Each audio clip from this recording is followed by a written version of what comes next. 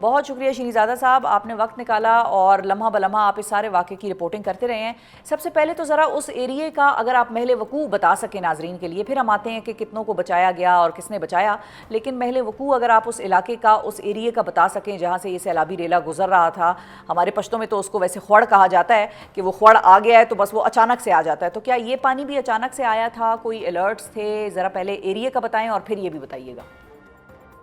اصل میں یہ جو سیلابی ریلا جہاں سے شروع ہوا یہ کلاؤڈ برسٹ تھا، اور یہ خوازہ خیلہ اور مٹھا کے درمیان جو اس کو پشتوں میں خڑ بھی کہتے ہیں اور ندی جو ہے نا وہاں پر یہ کلاؤڈ برسٹ ہوا، اور یہ جو ریلا ہے تقریباً جہاں حادثہ ہوا ہے وہاں سے یہ 30 کلومیٹر دور ہے، اور تقریباً کوئی 2 گھنٹے میں یا 1.5 گھنٹے میں یہ فاصلہ طے کرتے ہیں۔ تو لوگ یہ الزام لگاتے ہیں اور یہ تنقید کرتے ہیں ضلع انتظامیہ پر، پولیس پر بھی، کہ یہ جو ریلا جب روانہ ہوا تو آیا انہوں نے کیوں خبردار نہیں کیا کہ کیا مطلب کوئی اپنے آپ کو محفوظ کرے، دریا سے ہٹ جائے۔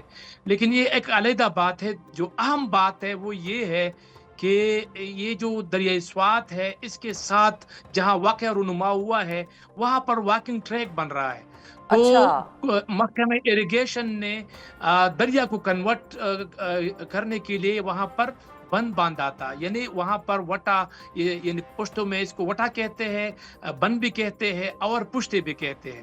تو وہ وہاں پر بتایا یہ جاتا ہے کہ ایک ٹھیکیدار نے وہاں پر جو بند تعمیر کیا تھا وہ تو اس میں کامیاب رہا، جو عام پانی ہے اس کو کنورٹ کرنے میں تو کامیاب رہا، لیکن جیسے ہی یہ سیلابی ریلا پہنچا تو وہ یہ پانی برداشت نہ کر سکا اور وہ بند ٹوٹ ٹوٹ گیا، گیا، اور اچھا۔ تقریباً کوئی 100 یا 150 میٹر کے فاصلے پر یہ سیاح ناشتہ کر کے دریا کے پاس گئے کہ وہ وہاں پر فوٹوگرافی کر سکے۔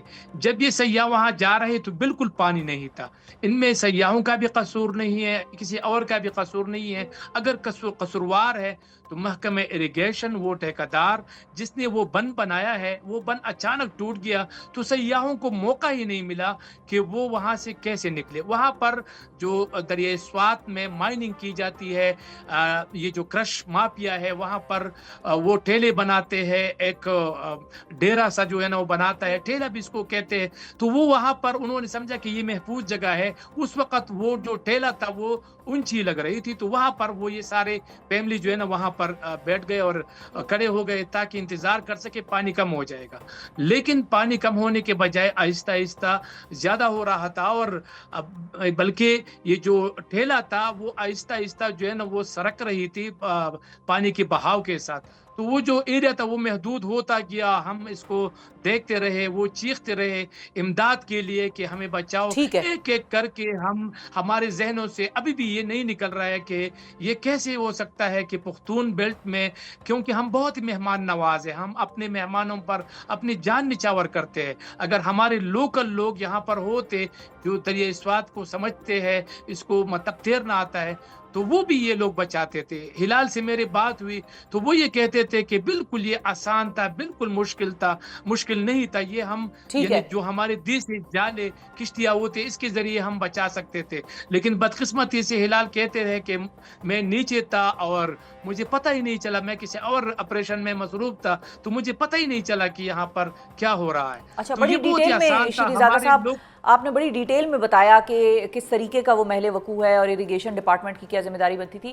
اچھا یہ بتائیے کہ جو لوگ وہاں پر، وہ جو پھنسی رہی فیملی، وہ 1.5 گھنٹہ وہاں پر پھنسی رہی، تو جو اب ہمارے انتظامیہ کے محکمے ہیں جس میں کہ ڈی سی آفس، اے سی آفس، اس کے حوالے سے بھی بڑی بات ہو رہی ہے، کیونکہ سی سی ٹی وی فوٹیج کے مطابق 17 منٹ کے بعد دیکھا جا سکتا ہے کہ ایمبولینس تو وہاں پر پہنچ گئی تھی، لیکن اس ایمبولینس میں میڈیکل کا عملہ تو موجود تھا، لیکن وہ ظاہر ہے ریسکیو تو نہیں کر سکتے تھے، تو اگر 17 منٹ میں ایمبولینس وغیرہ پہنچ سکتی تھی تو پھر کوئی اور طریقہ کار نہیں ہو سکتا تھا 1.5 گھنٹے میں؟ اچھا ایسا ہے کہ شروع میں جو یہ ریلا شروع ہوتا ہے، سب سے پہلے ذمہ داری تو ان لوگوں کی ہے کہ وہاں اطلاع دیتے، اس کے بعد دوسری نمبر پر ذمہ واری بنتی ہے 1122 کی، یہاں کی ضلع انتظامیہ کی، کہ وہ یہاں پہنچ جاتے، اور جیسے ہی اطلاع ملی کہ حادثہ رونما ہو رہا ہے اور لوگ پھنسے ہیں، تو 1122 نے मतलब अधूरे सामान के साथ आए वो लोग। वो तो जिस तरह आपने बताया, इनके पास न रसीद थी, न कोई और चीज़ थी, न कोई किश्ती थी।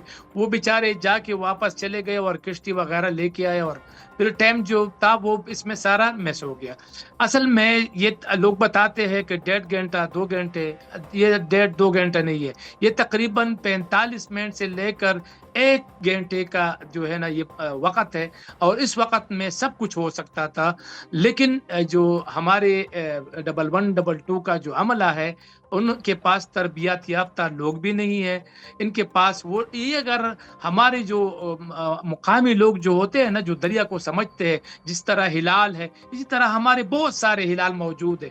वो दरिया को समझते हैं, उसको तैरना भी आता ठीक है। है, उसको रस्सी बाँधना भी आता है। तो हमारे जो डबल 1, डबल 2 के मतलब एहलकार है, वो तरबियत याफ़्ता भी नहीं है, तो ज़िम्मेदारी इन पर बनती है। अच्छा ये बताइए शीरीज़ादा जी। साहब कि आज जो बैरिस्टर सैफ साहब ये क्लेम कर रहे हैं कि हमने उस दिन 80 लोगों की जान बचाई है और हमने लोगों को सेव किया है, ये नहीं है कि हमने किसी को रेस्क्यू नहीं किया और हुकूमत कुछ नहीं करी थी, ये बात दुरुस्त है? आपने वो जो 80 लोग जिनके बारे में वो बात कर रहे हैं, वो वाक़या कहाँ पर पेश आ रहा था और उसके हवाले से कुछ बता सकेंगे कि वो किस तरह से रेस्क्यू जी, जी, किया था बिल्कुल। उनको? इनकी बात कुछ हद तक तो ठीक है। यानी मैं जैसे मुझे इत्तला खुद मिली कि मैं इस सैलाब ये मेरे सामने आया, ये सैलाब-ई रेला मेरे सामने आया, लेकिन मैं उस मुकाम से तकरीबन 1 किलोमीटर के फासले पर था।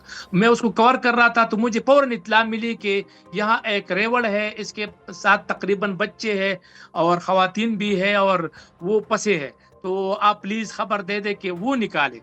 तो ये एक बात मैं समझता हूँ कि 23 के करीब वो लोग थे, जो दमगार के मुकाम पर एक रेवड़ था, इसके साथ जो चरवाहे हैं, उसको रेस्क्यू किया गया है। इस तरह तकरीबन 5-6 बंदे या 10 बंदे मुख्तलिफ मकामात पर रेस्क्यू ज़रूर किया होगा। हमारे अपने जो इस दरिया को जानते हैं, मुकामी लोगों ने भी खुद रेस्क्यू जो है ना लोगों को किया है।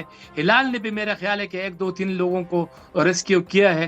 तो ये एक है, लेकिन 80 के करीब होंगे या 50 के करीब होंगे, ये तादाद तय करना मेरा ख्याल है कि ये मुश्किल है। लेकिन मैं यहाँ एक सवाल ज़रूर उठाऊँगा और ये भी कहूँगा कि इंडिया में क्या कर रही थी? वो भी तो नेशनल डिज़ास्टर मैनेजमेंट अथॉरिटी है, वो क्या कर रही थी? अच्छा मैं इधर अच्छा, ही इस आना चाह रही तरह थी।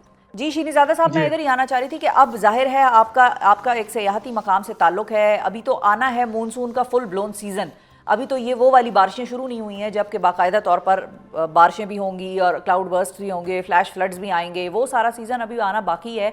अब इस वाक़े के तनाजुर में क्या वहाँ की लोकल इंतज़ामिया ने, NDMA ने, 1122 ने अपने कोई हिफाजती इकदामात मज़ीद किए हैं कि आने वाला वक्त जब वो सीज़न आएगा तो उस वक्त के लिए इनकी तैयारी हो?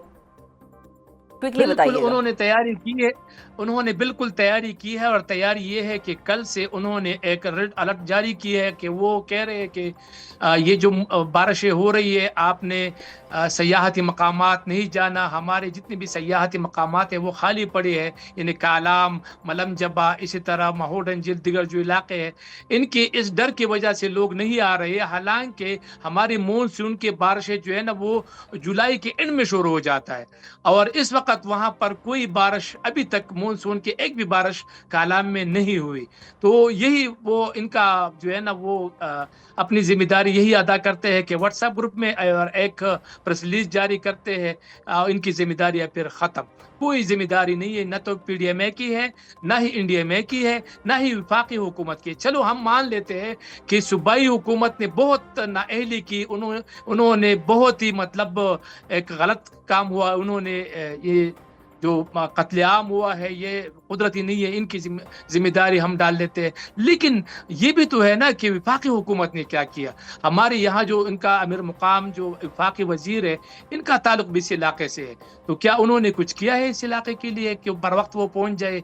कल भी मैंने अपोजिशन लीडर यहाँ जो डॉक्टर इबादुल्ला खान है खैबर पख्तूनख्वा के, मैंने वो प्रेस कॉन्फ्रेंस कर रहे थे तो मैंने सवाल भी उठाया था, तो वो कह रहे थे कि अमीर मुकाम साहब के पास हेलीकॉप्टर नहीं है। तो मैंने کہا جب وہ کشمیر جاتے ہیں، گلگت بلتستان جاتے ہیں، ان علاقوں میں جاتے ہیں تو وہ کس چیز میں جاتے ہیں؟ وہ تو ہیلی کاپٹر میں ہی جاتے ہیں نا. تو یہ ٹھیک ہے، صورتحال بھی ہے. ہم بالکل صحیح ہے، تنقید کرتے ہیں اس وقت جو یہ صوبائی حکومت کو مسلسل تنقید کا جو نشانہ بنایا جا رہا ہے، اس میں سیاست بھی انوالو ہے. اگر آپ دیکھیں حامد میر نے ایک ٹویٹ کی ہے کہ کل یا پرسوں ڈرون حملے میں تقریباً 60 یا 65 کے قریب مبینہ طور پر ڈرون حملے میں لوگ مرے ہیں، تو اس کو کوئی کوریج نہیں مل رہی ہے. اور یہاں مطلب ایک حادثہ ہوا ہے اور اس کو مطلب اس طرح ہائی لائٹ کیا جا رہا ہے.